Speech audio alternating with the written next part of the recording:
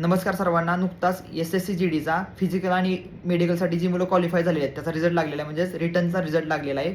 Final result नाही, रिटर्नचा result लागलेला आहे. तर टोटल रिटर्नला किती मुलं बसली होती एस-एस-सी जी-डीमध्ये? तर जवळपास 25,21,839 मुलं ही रिटर्नसाठी बसलेली होती.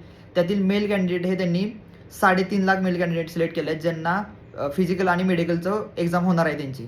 तर एस-एस-सी जी-डीचा महाराष्ट्रासाठीचा कट ऑफ जो आहे तो अन्य राज्यांची तुलना करता जवळपास कमी लागतो. म्हणजेच मी जर ॲव्हरेज म्हटलं आता, कट ऑफ किती लागलेला आहे, तर ॲव्हरेज कट ऑफ हा एस-एस-सी जी-डीचा महाराष्ट्रासाठी हा जर तुम्हाला एक 85 ते 90च्या वर मार्क असतील, म्हणजे मी तुम्हाला सगळ्याच कॅटेगरी सांगितलेलं आहे, एक्झॅक्ट कॅटेगरीज खाली येईल तुम्हाला आता.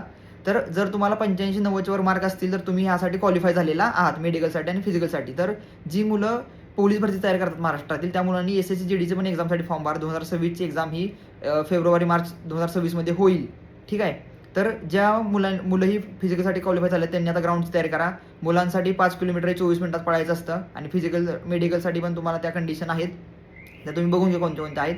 तर मला हेच सांगायचं आहे की महाराष्ट्रासाठी कट ऑफ हा खूप कमी लागतोय. तर तुम्ही फॉर्म भरा. महाराष्ट्रात मुलांनी, पोलीस भरती करणाऱ्या मुलांनी ही एक्झाम द्या. तुम्ही 100% क्वालिफाय होऊ शकता. महाराष्ट्रासाठी खूप कमी कट ऑफ लागतो दरवर्षी. त्यामुळे तुम्ही सगळ्यांनी फॉर्म भरला पाहिजे आणि ज्या मुलांचं आता फिजिकलसाठी सिलेक्शन झालेलं आहे, फिजिकल मेडिकलसाठी, त्या सर्वांना ऑल द बेस्ट आणि तुम्ही पुढच्या तयारीला लागा आता ग्राउंडसाठी.